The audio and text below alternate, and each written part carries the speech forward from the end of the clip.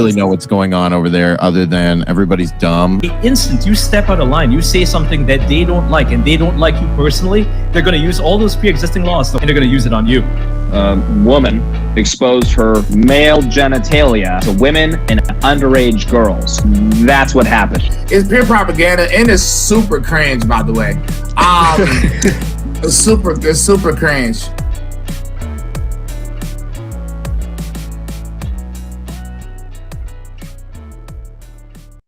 Back. Eric's back. That's Eminem, Eric, if you're not familiar with that. E-Minum, some pronounce him as. Marshall Mathers. Whatever, Eric. All right, we're back after a week off with Liam from Liam Out Loud. How are you doing, good sirs? Good, man. Good. I'm excited to be here. I'm wearing a Super Mario shirt, forgetting that I have a Mario thing in the background. I promise you I'm not that obsessed with Super Mario. It's for the Twitch viewers. Yeah, for the 3 people on Twitch, but we're also on Getter, we're on YouTube, and Twitter, where the bulk of you are probably watching, or you're listening on Spotify and all that other jazz, such as Google Music or whatever it's called, and Apple iTunes, whatever that's called too now. But thank you for listening. Eric, what'd you do on your week off? Dude, that was like a week ago. I don't even really remember. It was, yeah. Dude, I honestly don't remember. You put me on the spot. It couldn't have been that eventful. It's still, fairly hot, so it's not like back in New York or even San Francisco. People used to like hang out at the park and drink wine. But it's far too hot to do that here. So I was probably in some weird YouTube K-hole of something that they recommend to me, and then 6 hours later I'm still doing that. That's probably what happened, honestly. I've never heard of it as a YouTube K-hole. That's pretty drug related, Eric. Maybe usually a wormhole is what people go with. Sorry, rabbit hole. You do what you got to do. Rabbit hole. Liam, where are you coming to us from? I'm out of Toronto, actually. So yeah, no, it's right. Okay. No, not too hot up here. We can still go outside and we can drink our wine in the parks. But yeah, I'm not sure you can actually. I think in Montreal you can do that. You could do it. Is it legal? I don't know. Yeah, I was gonna say I think it's one of those things where as long as you're just not being rowdy and out of control, then nobody's really gonna say anything to you.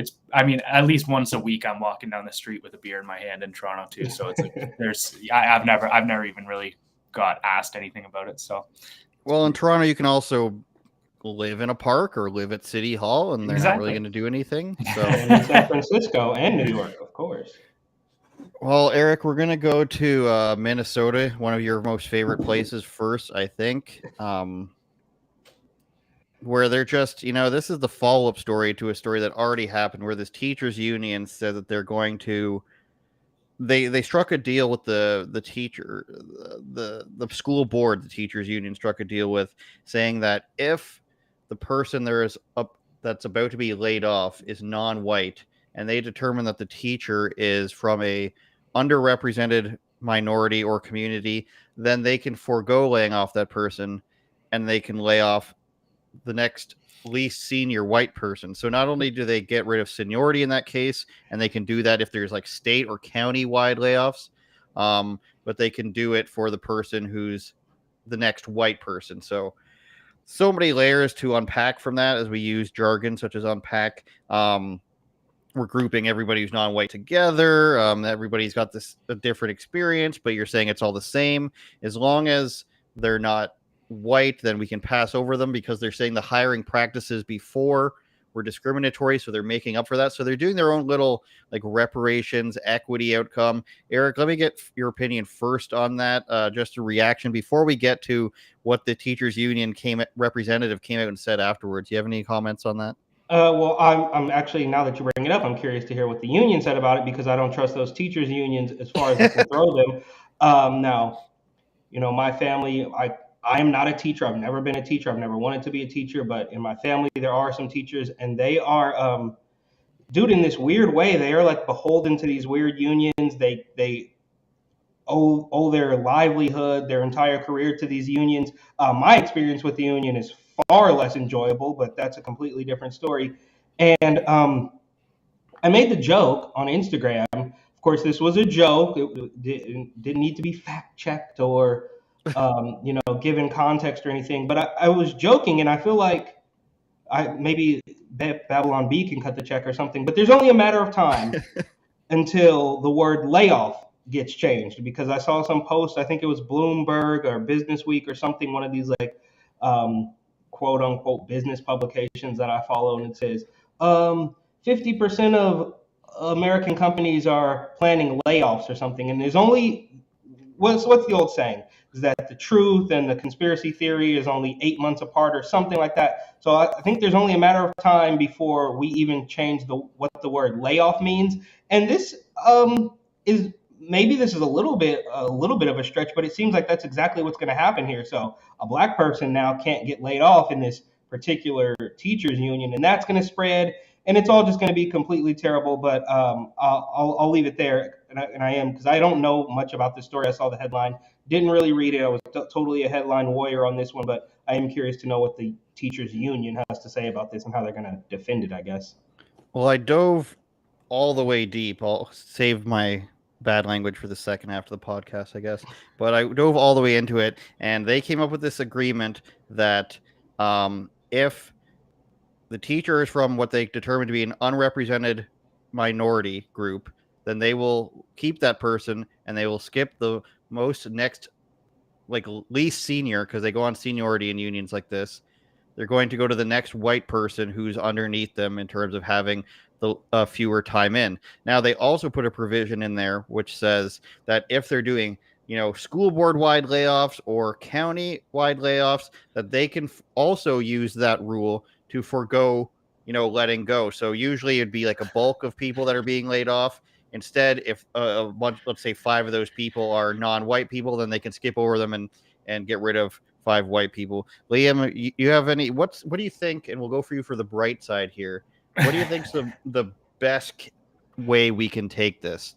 Do you have any opinion on that? Like a devil's advocate position, perhaps? Is that maybe? Yeah. You know what? I am not the guy to give a devil's advocate position on that one. I've got pretty strong opinions on it. I mean, it's pretty easy to see the playbook they're instilling. Like, you see people, the academics that are doing these diversity and inclusivity trainings, the Ibram X. Kendis and all of that. Even he has a quote where it's the only remedy to past discrimination is present discrimination. So as you were talking about earlier, it was kind of like a reparations kind of thing where, they're trying to make it up for bad hiring practices of the past. It's like, well, okay, no matter what you're discriminating, it's like there's somebody on the shit end of that stick. So it's like you can't get away with any positive discrimination in that sense, as far as like immutable characteristics, whether that be your race, sexuality, gender, any of it.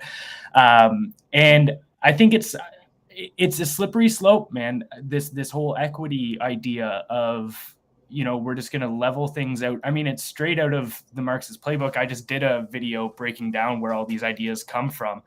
And it's like, if you take Marxism and you just, instead of doing it between classes of proletariat and bourgeoisie, but instead you just draw a straight line definitively between races and say, okay, white cis males make up the bourgeoisie, and the a disabled trans black person would be the proletariats. And they're just trying to equality across the board that way. And I think that's even going to be more devastating than the idea of switching things up by class. This whole equity based on, as I said earlier, immutable characteristics it goes downhill. And I mean, we're even getting that stuff up here in Canada already. I know Ontario last year, they did Ontario's teacher union did a thing where if 50-50 representation between minority and whites didn't naturally show up, then they're going to downweight the votes of the white teachers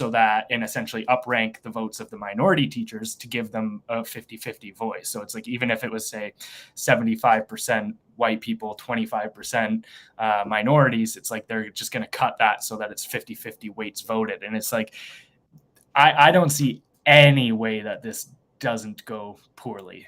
So it's like, it's a pretty hard position to steal, man, to be honest, on the other side. Like, there's been zero anywhere that these kind of policies have been instituted. They don't yield results at all. So it's, yeah, I don't know. It's a tough one. Yeah, I think a lot of people do forget after you bring it up that this is all still like the textbook Marxism. You just sort of replace the group for which you want to be as the upper class versus the struggling underclass. Usually it's like farmers. We see that in Africa and China and Vietnam, I think. I'm not as familiar with why Vietnam became communist as the other ones, but they'll find a group that's supposedly, targeted and underrepresented and oppressed, and they will say these are the people who are oppressing you. It's called the permanent underclass, I believe. And in this case, they'll go with whatever works. They'll go with race if that's what works, and they'll go if we were in some weird environment where it was like teachers versus students, they'd say the students are always underrepresented. But I should point out that in most cases they do manipulate the students and the children to be against their parents. There's this documentary I watched about the uprising of communism in China, and they would give them the Book of Mao. I don't remember what the specific name of that is, but the children would all carry around their Maoist books. And if a kid didn't have it, they'd say, "Where's your book? Don't you love the leader?" And they'd beat him up if he didn't have it. Or if the teacher said something against the state, the children would then revolt against the teacher and, narc them out and or maybe beat them anyways. But Eric's very curious as to what this says. Well, hey, first of all, I just want to Yeah. say that example you gave actually sounds like a Simpsons episode where they trust the leader bean. I don't know if you Yes. but I wanted love to the say, leader. yeah, the leader bean. And we see this in other aspects of the culture as well. Is I think they want to create these self-fulfilling prophecies, right? So once you have a handful of bad teachers that just can't get fired. We're not even talking about tenure or anything. They just can't get fired because of this silly rule. So you're going to have a bunch of bad teachers, and then when people start say, this guy's not actually really good at his job, or this woman, or they them, or whatever is not really good at their job, then they're going to sit there and say, see, we told you didn't like us. And it's like, you created this. I use the example over and over again about the BLM mob protesters who were walking around New York when you had to eat outside because it wasn't safe to eat inside. And they're drinking beers off an old couple's table who has nothing to do with this. It's like, an old retired couple, and they stop and drink the beer off the table. And then that couple says, well, I don't really like these people. And they look back at them and say, well, we knew you hated us. So it kind of feels to me like they're setting it up to where they want to fulfill their weirdo equity or inclusion or whatever it is. They want to fulfill that stuff. So when you do get angry and you do call out these people who might not be qualified or should have been fired months ago, when you start to call it out, then of course they can say this is the problem. And last little bit here, anecdotally, I know that the plural of anecdote isn't proof or whatever. I don't know how that saying goes, but how long has these poor teaching practices been happening? Because my mother has been a teacher. She just retired. She was a teacher for 30 whole years, and she's Black. So I'm just not quite sure when those bad practices that kept Black teachers out of the industry, it just all, they're just counting on it, nobody actually looking into this stuff. They throw it at the wall and then tell you that if you don't agree with it, you're basically a racist. And we're living through the results of these type of policies, and it's never going to end, apparently. I don't know. Well, Eric, maybe I don't know. Minneapolis and Minnesota is, of course, where Elon and Omar is, where the alleged, let's just call it bad doings of a certain voting thing happened, since we're on YouTube, where the guy's driving around in the car and he's, look how many ballots I have. And then and this is where they defunded police. They rioted about the guy who tried to steal kidnapped his child and tried to steal his ex-wife's car, and then went for a knife and got shot by police. So that's the place we're talking about. Teachers union officials extremely proud about agreement to lay off white teachers first, adding it's a non-story. So I read this yesterday. They did it in a video statement. Like I said, I mentioned all this before. If accessing, which is their word for laying off, accessing a teacher who's a member of a population underrepresented among licensed teacher in the site, the district shall access the next least senior teacher who's not a member of an underrepresented population. So if they deem that your population of, American Samoans is underrepresented, then they're going to lay off the next closest white people. And So just here's, imagine the resentment that you're breeding with this stuff. Yeah. It's like when of course, it's just I crazy. was fired because I was white, and the person who was above me was actually 1/4 Vietnamese. We're underrepresented. Here, so this is the union president talking. Her name is Greta Callahan. So this says this contract language was something that we are, first of all, extremely proud of for achieving, but it also doesn't go far enough, Eric Butler of TatumReport.com. We need to support and retain our educators, especially those who are underrepresented. And this language does one tiny minuscule step towards that. Doesn't solve the real crisis we are in right now. So they've instituted a racist practice that if you change the race in any which way at all, which would still be wrong, and they would freak out about it. But this doesn't go far enough to discriminate people by race, is what she's saying. Then Marcia Howard, the vice president, I don't know which one's which, but they both look happy. Her thing was also a little bit stupid, and by a little bit, I mean a little stupid and a lot stupid as well. This is the language that we put out and went out and marched for. So she's referring to when they set the buildings on fire, and they're like, "Oh, it's a mostly peaceful." Were those I believe that was in marches Minnesota. happening while other people weren't even allowed to go to work? Is that one of those marches? Yes. Okay. We voted this. The district and the union agreed upon this, and now it's coming out because some Minnesota website decided to put it out there, and the mega media picked it up. So she's saying, like right there, it's I know it's easy to pick people's statements apart. You could do it to me, you could do it to any of us, but she's saying right there, we voted on this, and the union and the district agreed upon this, and that somehow then justifies it, is what she's basically saying there. And we're waiting for mainstream media to run the story. It's a non-story, she says. It was language about the event on layoffs, and we are nowhere near having layoffs this year. We're down like 250 teachers. We're down. There are no layoffs. So I ask y'all why. Why is this a story? So it's not a story, according to her, because it's already been agreed upon. So therefore, I guess it can't be racist. But it's also not a story because we're not even doing layoffs right now. We have so few teachers. We're not even doing layoffs. So how can this be a story? That's like saying, I've got $1 million right now. Why would I save any money? I'll never be poor. So you don't need to save any money because I've got the $1 million right now. So there's no plan, or there's no need to plan for the future. Eric, does this change your attitude towards this at all now that you've got some more info there that you desperately required? No, I just have this. I just don't like these unions. I think they're complete. I mean, look, I had one personal experience with a union when I was fresh out of college. It tainted the entire experience. And then you fast forward. I don't want to date myself here, but you fast forward a handful of years to listening to some of these teachers unions out in New York, and watch them scramble to the bottom. You have the corrupt Bill de Blasio administration and the corrupt teachers union. And it's just crazy watching them out corrupt each other. So to answer the question, no, this doesn't change my opinion at all. Well, might actually make this even a little bit worse than what I originally thought. And we're it's obviously very silly, but I can't help. I noticed the little headline on the side there is talking about Brian Stelter, and it almost feels like is this why Don Lemon still has a job but Brian Stelter doesn't? I mean, they seem to be playing a very similar game over there too. So I don't know. This is a complete joke.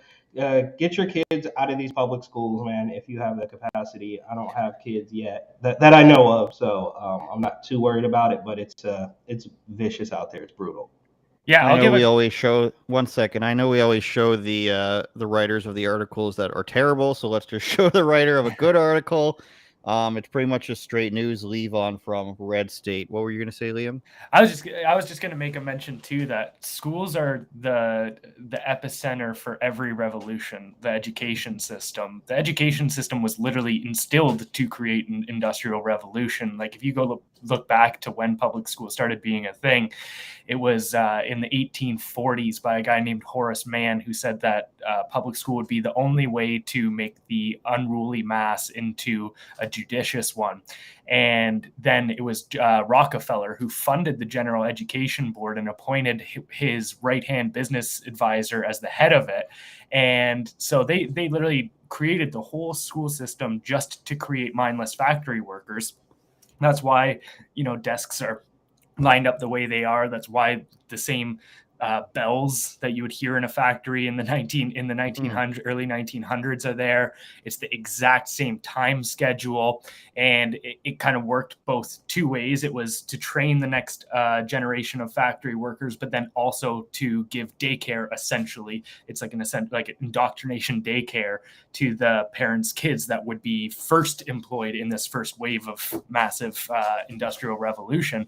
And if you go back and look at, there's a paper called the Country School of Tomorrow. It was the first paper they ever released, and it was 1913. And one of the first lines in our vision is because they detailed their vision for the whole public school system was in our dreams. The masses will perfectly mold themselves to our hand.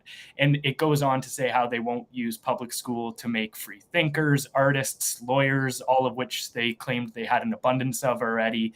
And so it's like that's what the school system is designed for. Our system itself, like the curriculums have obviously changed, what's taught and all that, gets updated every once in a while. I mean, it takes forever, but it's like the system itself is still meant to very much just to spit out those people. So it's like if now everything is about the woke ideology stuff, it's like that is going to be indoctrination.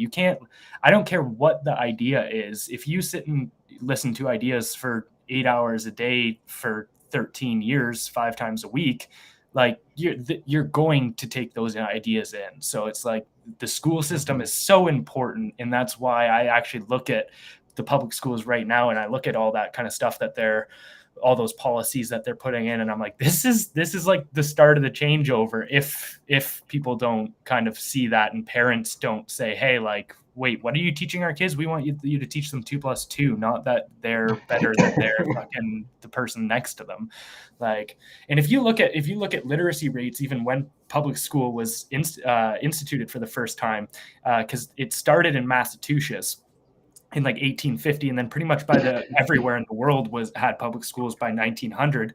And if you look at the literacy rates when they first started public schooling, it significantly declined from the kids that were learning at home. And it's still the same thing to today. If you look at literacy rates now, it's terrible. Like something like 60% of Americans read at under an 8th grade level.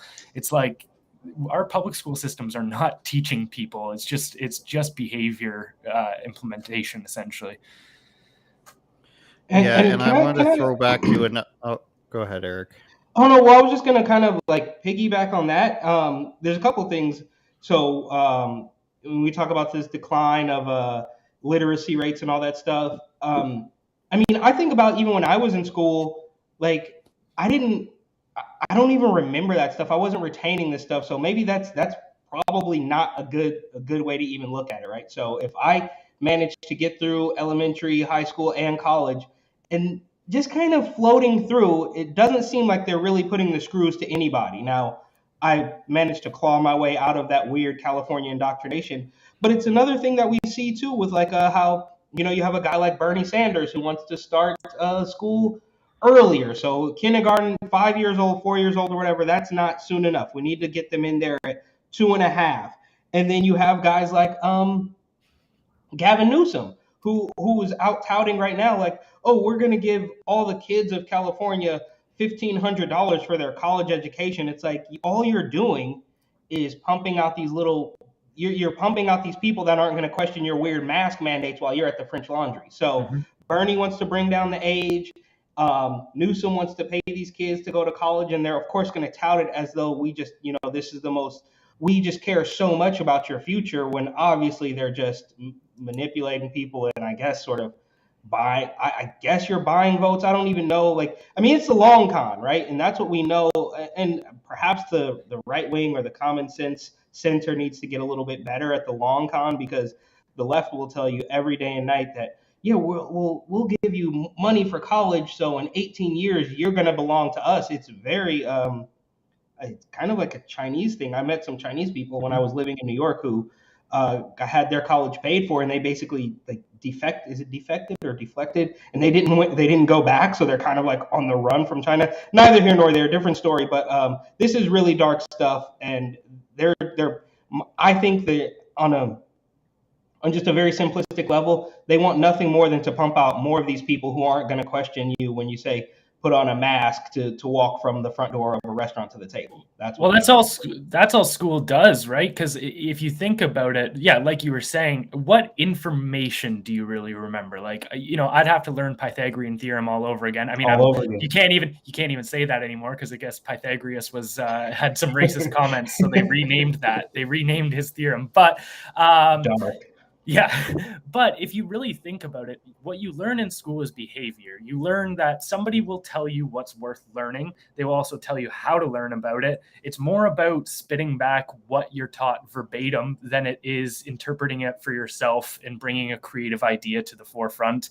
I even remember that, like, growing up in school, I never did homework or anything. I did pretty well in school, but I remember I always would get in shit for just kind of like, asking questions like, that weren't necessarily appropriate to ask, like, how credible is this, kind of trying to poke holes in things. And those are considered the bad students. The good students are the ones that, just write out the formula exactly as you gave it to them. So you just really learn it's more about learning to respect authority in that sense, for sure.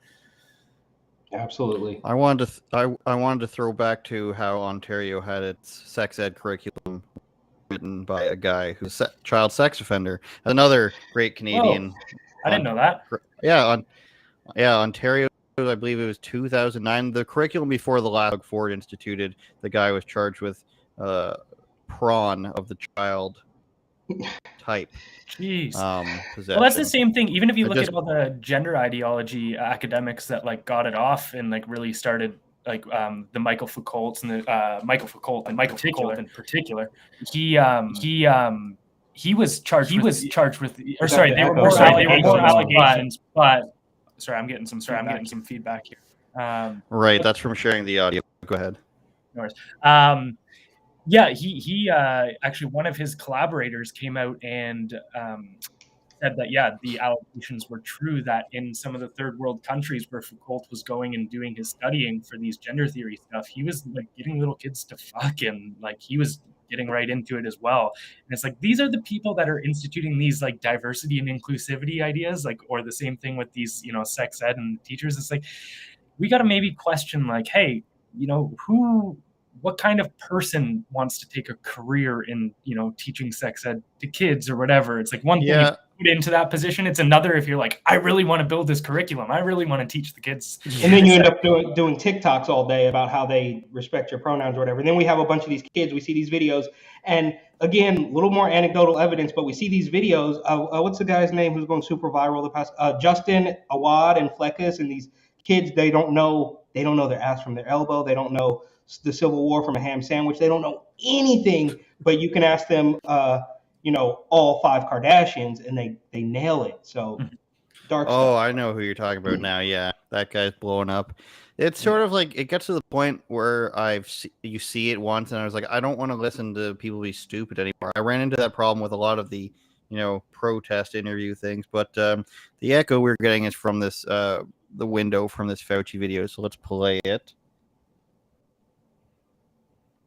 For 14 days, should she get a flu shot? Well, no. If she got the flu for 14 days, she's as protected as anybody can be, because the best vaccination is to get infected yourself. And if she really has the flu, she definitely doesn't need a flu vaccine.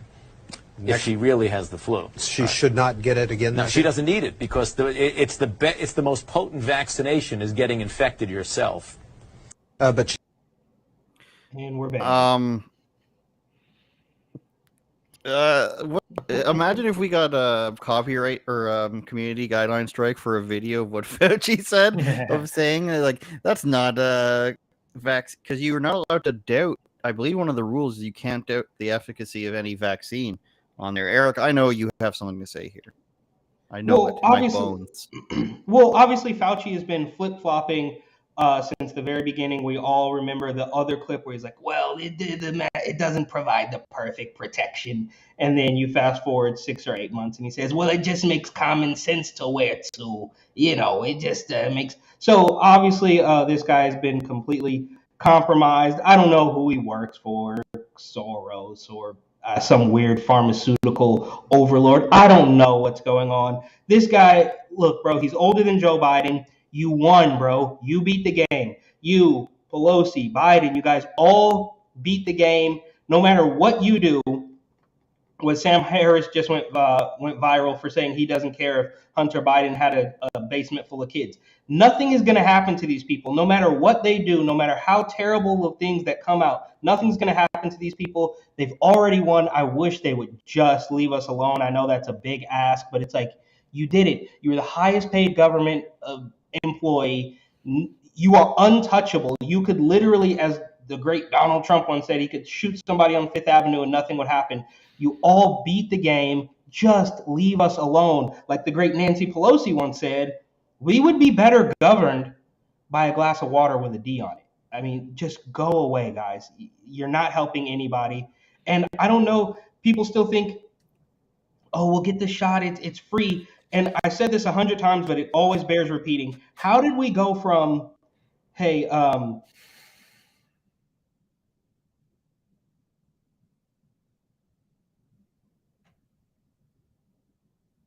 Did we lose him? We lost him. Oh, I think we might have lost him. He's frozen. They got to him. They got to him. I have this old video of Fauci from, I believe, the 80s. He's on CBS, and he's talking about AIDS. And very shadow banned that video. I don't know how anybody wouldn't have been able to see that. But he's back there saying in the 80s that they know so little about AIDS that he said that it's possible that you could get it from sitting next to a person. They said that if you're in a house with somebody who's HIV positive or had AIDS, that they're seeing evidence that you can get it just from, I forget the word they used, but they meant like regular day-to-day contact, which is insane. And if you compare that to how they talked about everything for COVID, you could make an argument that they don't know shit right from the beginning and they're just putting all this stuff out. And now we're seeing, I don't know if you saw, a former CDC employee or current, I can't remember, said that they're going through a big reflectionary period now. They've dropped all those guidelines that they just had. The CDC and said everybody's to be treated the same. Yeah, the CDC director said they actually need to do like a top to bottom, essentially flip of even the staff of the CDC, that they're just like the handling was so bad that we need to readdress everything, even employment. And I mean, that makes sense. Like, how can you're going to be the sole arbiter of truth for the whole 2 years of a pandemic, and I can't think of anything that they got right. They were wrong on masking. They were wrong on masking. They were wrong on lockdowns. They were wrong on vaccines. Like they completely made false remarks time and time again.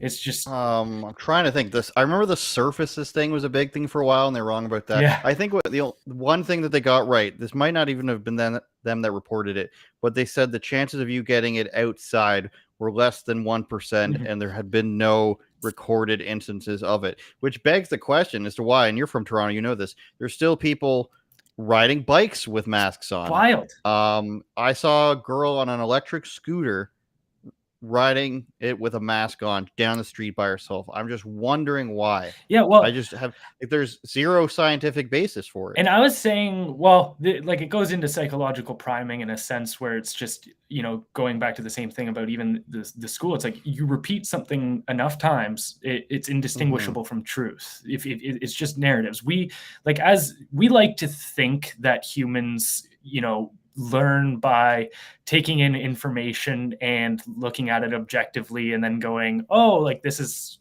2 + 2 = 4. Okay, go from here. But really how we learn is stories. Like we get attached to narratives that drive our emotions, and that's normally how we come to our conclusions on things. So it's like, I look at those people and I don't think there's any science. Like if you asked them as to like, what are you doing to, or sorry, what information did you see that's making you want to wear this mask outside right now? I don't think they could actually do it, but they could definitely tell you about how they feel about you not wearing one, and all of this. So it's like it's all just emotions, and I don't even get mad at those people. But I was recently talking to a family member about it, and I was like, because I moved out of the city after the second lockdowns, when I was like, okay, this is going to be a reoccurring theme. I was just like, I don't want to be in the city for these anymore. Like, I'd rather move back home where I've got a backyard, can like my parents hot tub. And then I was like, all right, move back a year later. And I was mentioning to somebody in my family, I was like, I don't enjoy the city anymore for that reason, because it's like you see all these people wearing masks outside and stuff. And, she said to me, she was like, well, you can't really, get upset at them. And it's like, it's not that I'm upset at them. It's just like, it shows me where everybody's mental health is at here, essentially, where everybody's kind of living in this stressed, scared state. And, I think mental health is just as contagious as any other aspect of health. Like, you put yourself in a room with 5 people that have the flu, you're probably going to get the flu. You put yourself in a room with 5 people that are extremely depressed, it's not going to take you long before you start feeling depressed. So it's like, I look at that and it's like, there's so many people now that are so scared and that stressed. And it's like, that rubs off on you for sure. And so that's definitely a thing in the city, and it's wild to see. For sure. All right, Eric's back. Dude, We've I don't got him know. back now. Technical difficulties, man. I don't know where I left off. But the last thing I wanted to say about that stupid clip of Fauci is, how come we just never saw anybody say, hey, we think this will work for you. Look into it, ask your doctor about it. It went straight from them pretending that everybody wanted it. Oh, it's 65 and over.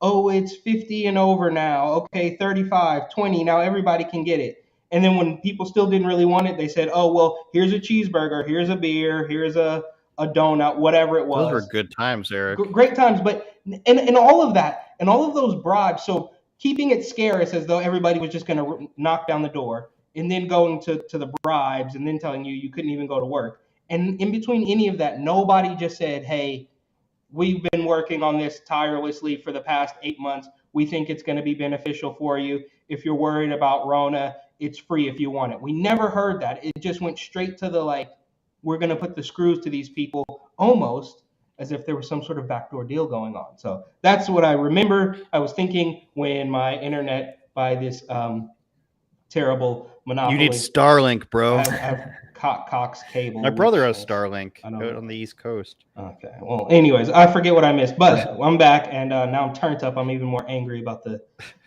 technical difficulties. Well, I'd like to point out, and it's hard for people in Canada to remember, that a third of Americans never got the jab, as they call it. I don't even like saying that. I don't like it either.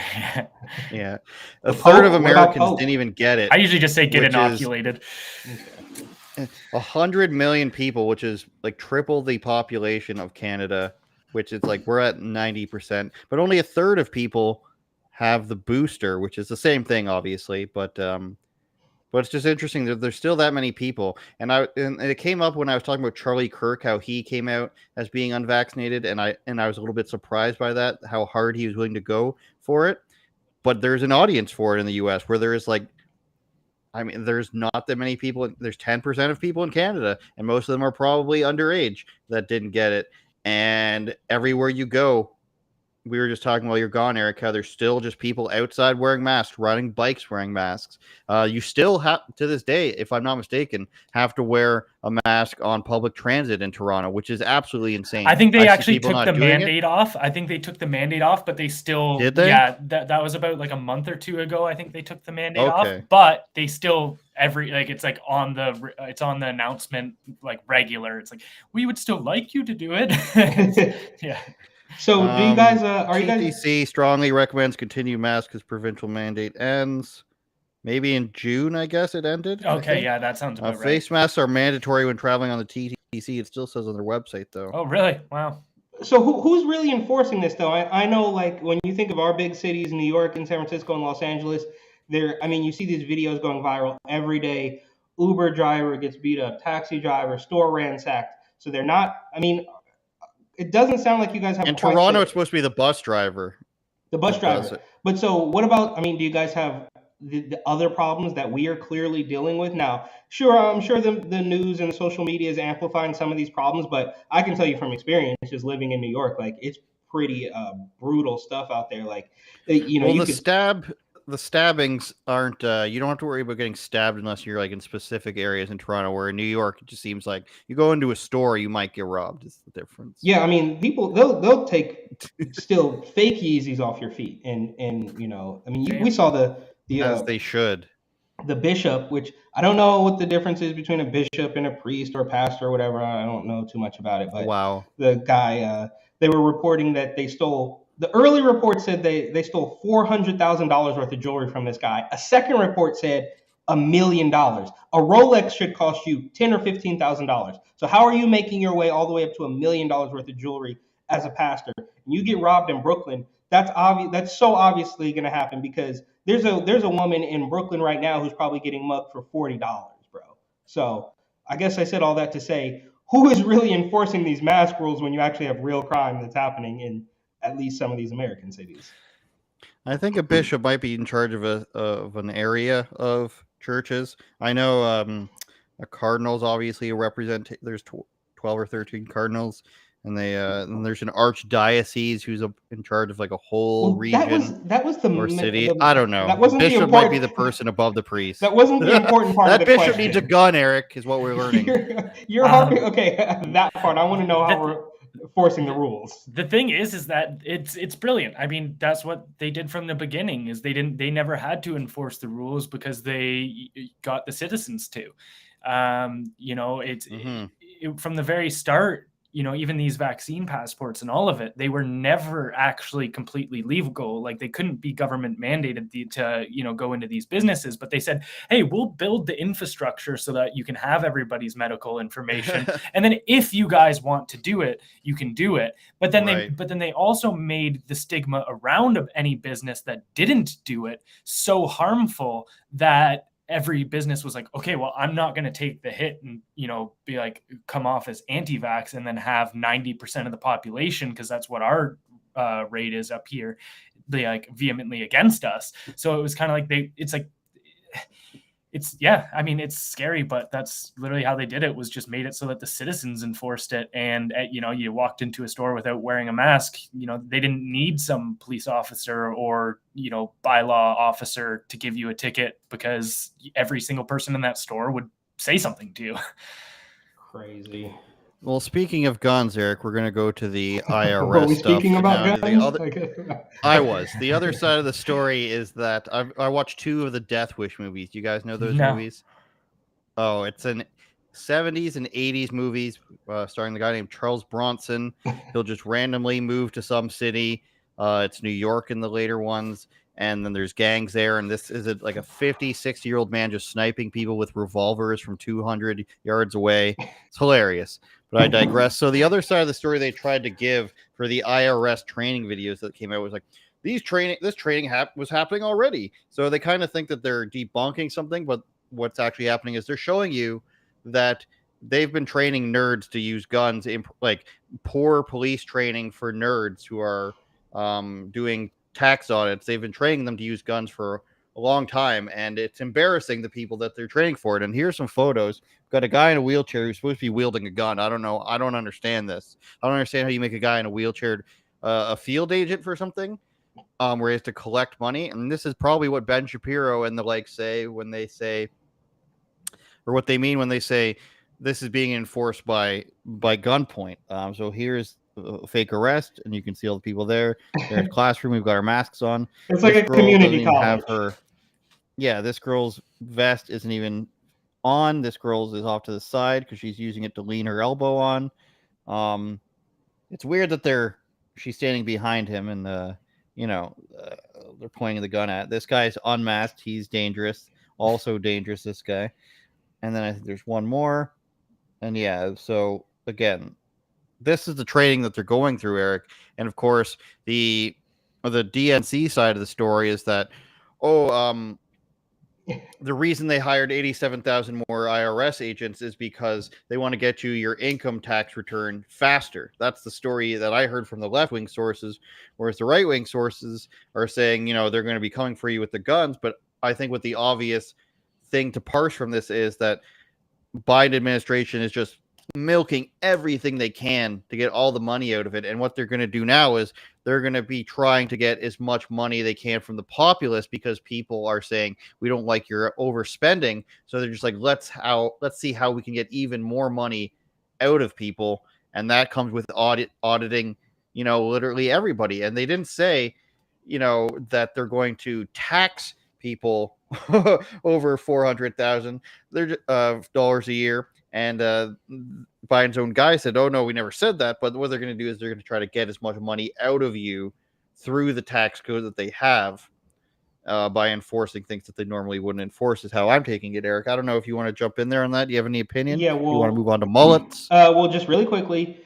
they are, so they're not raising the taxes. They're just going to enforce what they weren't enforcing, except for, as we know, our favorite presidential son, Hunter Biden, will not face the consequences of this at all, even though on top of his laptop, on top of his weirdo crack smoking stuff, he does have a pretty big tax problem as well. And my one thing about this is, as you know, Andrew, I do have perhaps a minor case of PTSD just from living in New York and getting rug pulled with my job and Andrew Cuomo and all that stuff.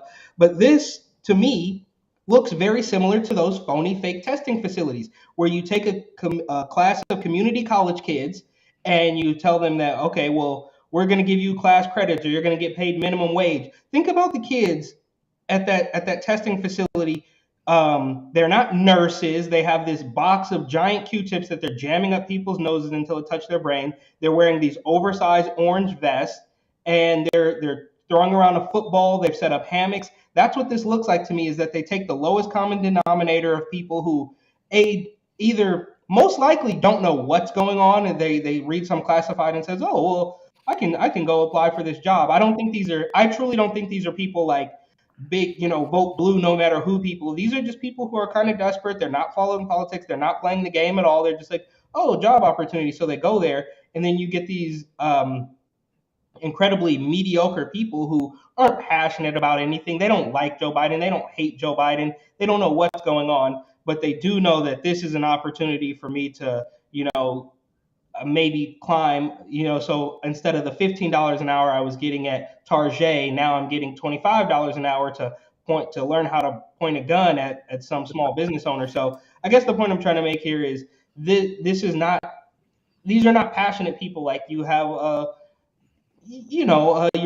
I used to be in real estate, so I follow these people who are passionate about real estate, or you have guys like Brandon Tatum who really love the police and they're passionate about that. These people aren't passionate about anything. They just know that this is going to pay the bills at least temporarily until some other politician or some other person comes in and dissolves the whole thing.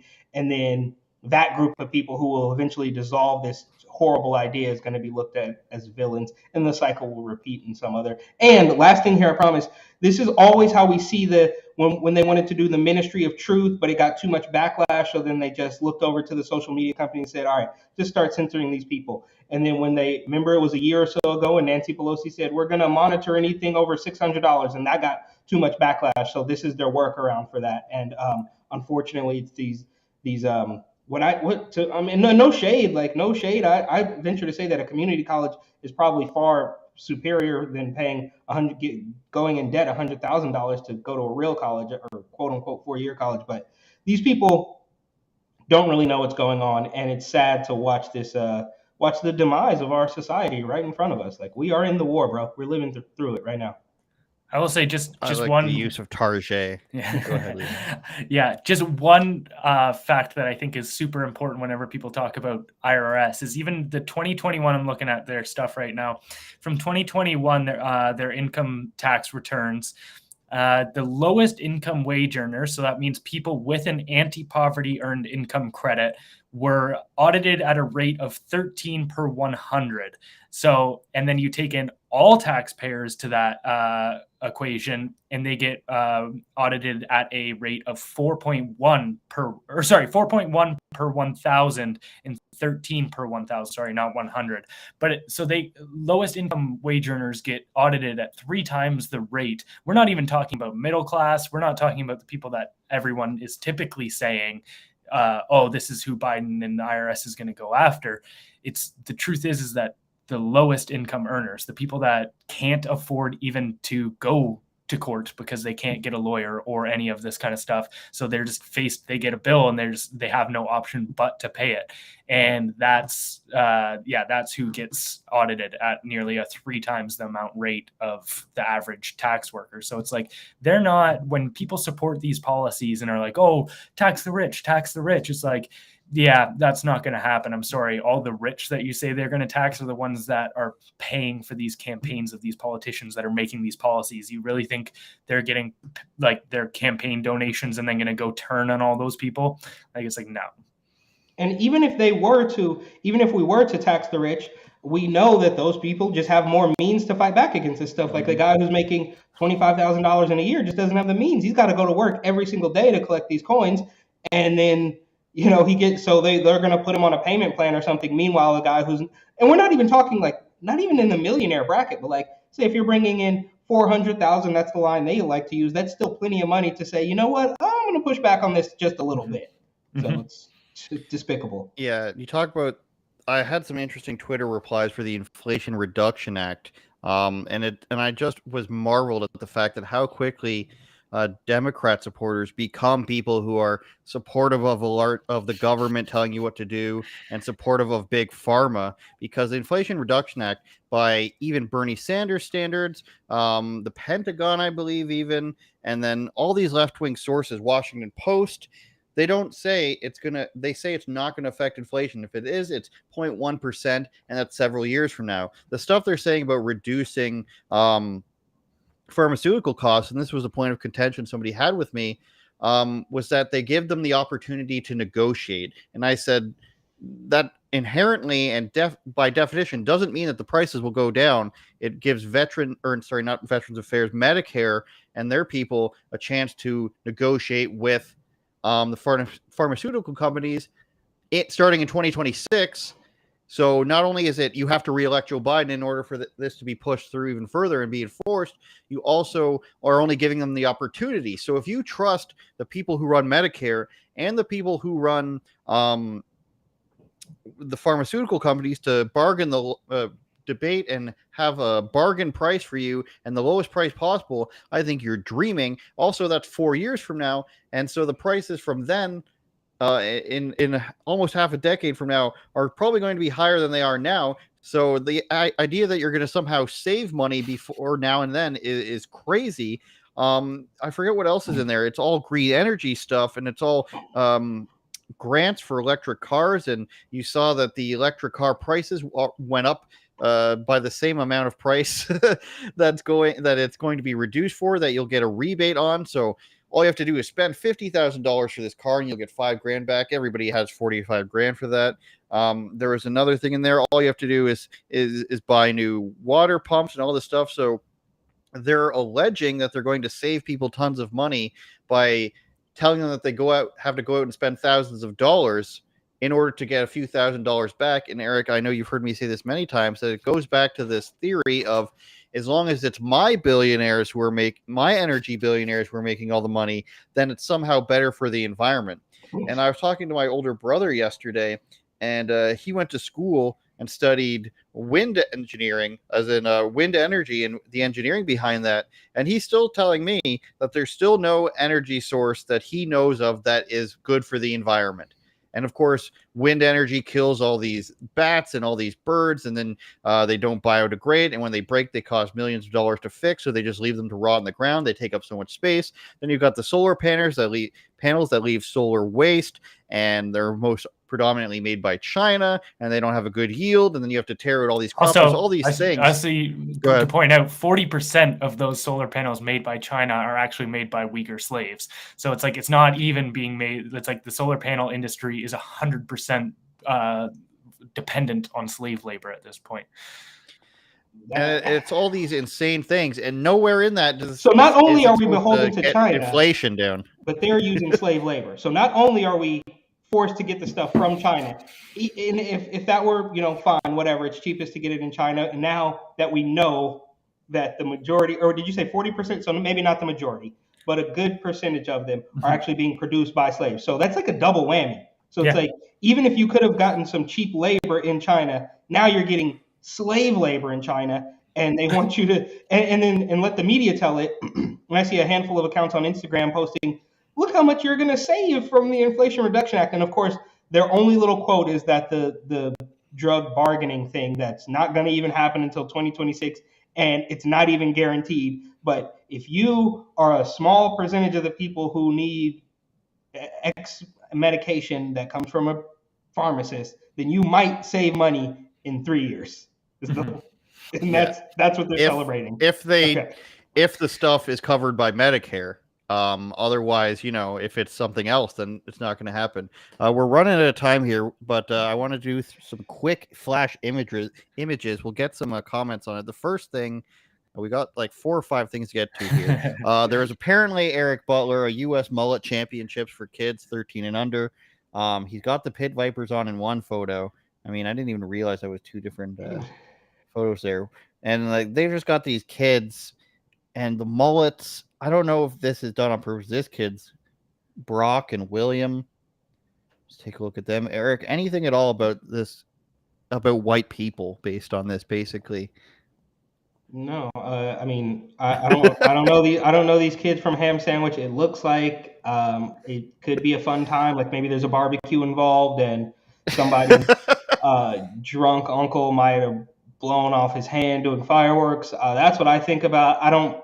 Is this? Are they facing backlash? Is this a racist? Are these haircuts racist? No, it's just hilarious. Okay, I was gonna say this is the only comment. This is the only child beauty pageant I can get behind. Okay, all right. I just want to make sure that we're not. Plot twist: they're all John Daly's kids. Exactly. John Daly's the GOAT. I can definitely get behind that for sure. But yeah, it seems like a good get that one because I want Eric's opinion on that one. Let's get Liam's opinion on this one. This is from an Amazon factory. They give you, I believe, this break every hour or so of a minute long, and they tell you this is a mind moment for positive affirmation, and they get you to repeat phrases. Even in chaos, I can feel peaceful. I notice the good. While socially distant, I'm emotionally close.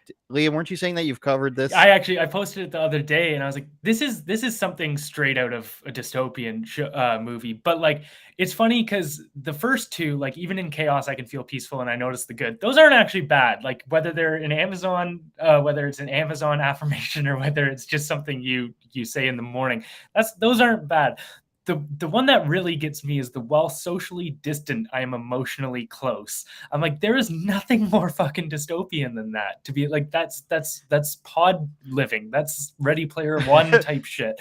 Like, what are we doing here? I think that for sure, if I was working at anywhere and they told me to deal with that while getting told to piss into water bottles and then just be like, oh, hey, well, you're upset about pissing into a water bottle. Have you tried, an affirmation? That might make you feel better. I'd yeah, like, excuse me, Liam, but have you been doing your affirmations today? Yeah. Did you stare at the dot and repeat the phrases? Yeah.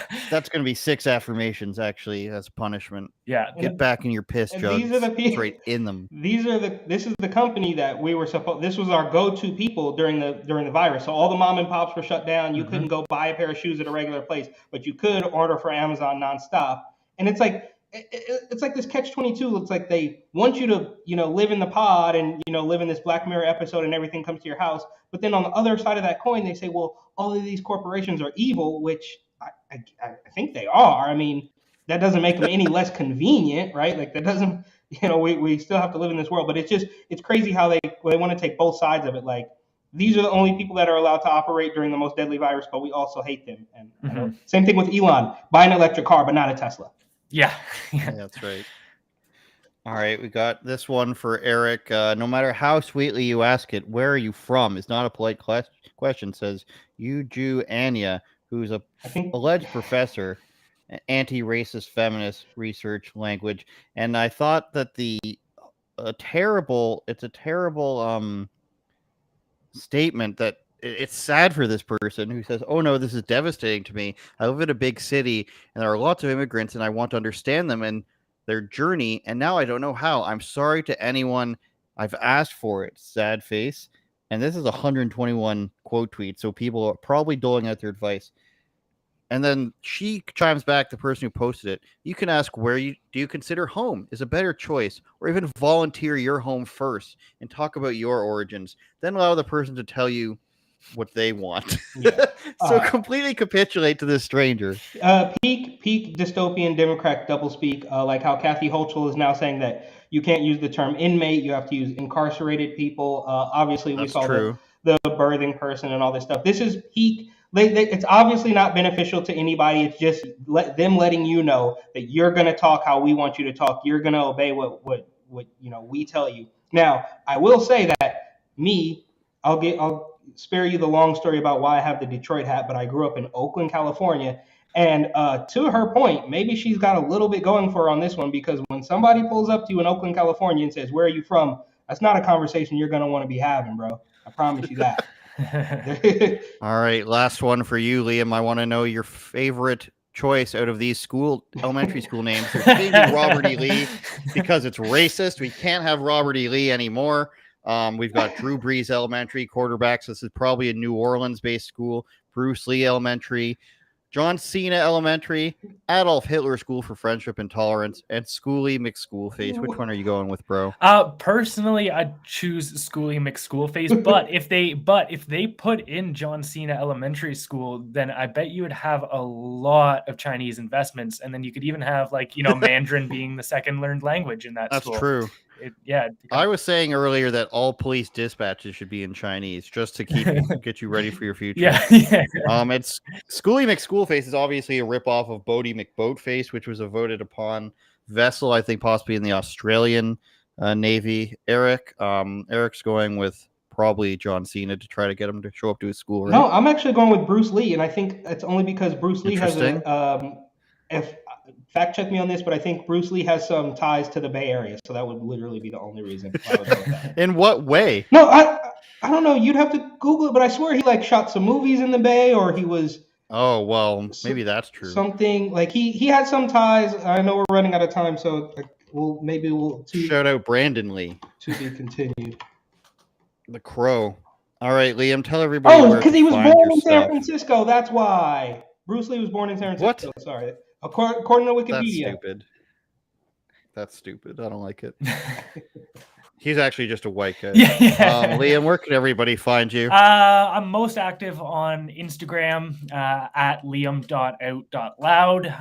Also, I will be getting back into long forum YouTube videos as well. Liam DeBoer or Liam Out Loud on YouTube. You may end up both also getting a little kid that does roller coaster videos, so that's interesting. I mean, we have kind of polar opposites. His parents actually lost it on me once. They were like, "You're using the same name as us and you're putting out this content." I was like, "How dare you have a similar name?" Yeah, or the same name. Yeah. No, I would look forward to a video by you about. I have to remember that I'm not fully on screen. This is what I was doing. I would like to see a video about the stuff you were saying with the Rockefellers, because that's actually going to be my next one. The public school system. There you go. So about the school system.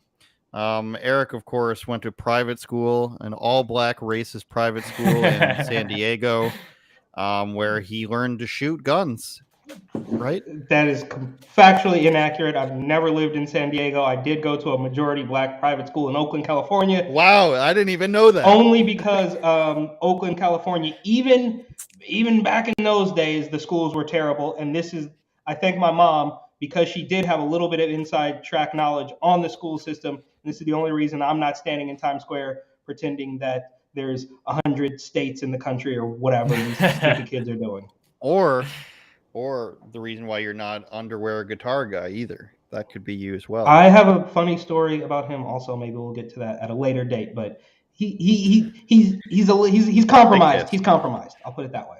Oh, interesting. All right. I do look forward to that. Maybe that's worth a video. Eric Butler at TatumReport.com. And of course, Report and Opine on Instagram. Report and Opine, I meant to say. And of course, we're shouting out Alt Reporter because they share our stuff. And Eric does videos on that website, altreporter.com. Me, myself, rebelnews.com or andrewsaystv.com. Subscribe to this podcast or we will find you and we will bake you a cheesecake, Eric Butler. Turn it up, Jordan.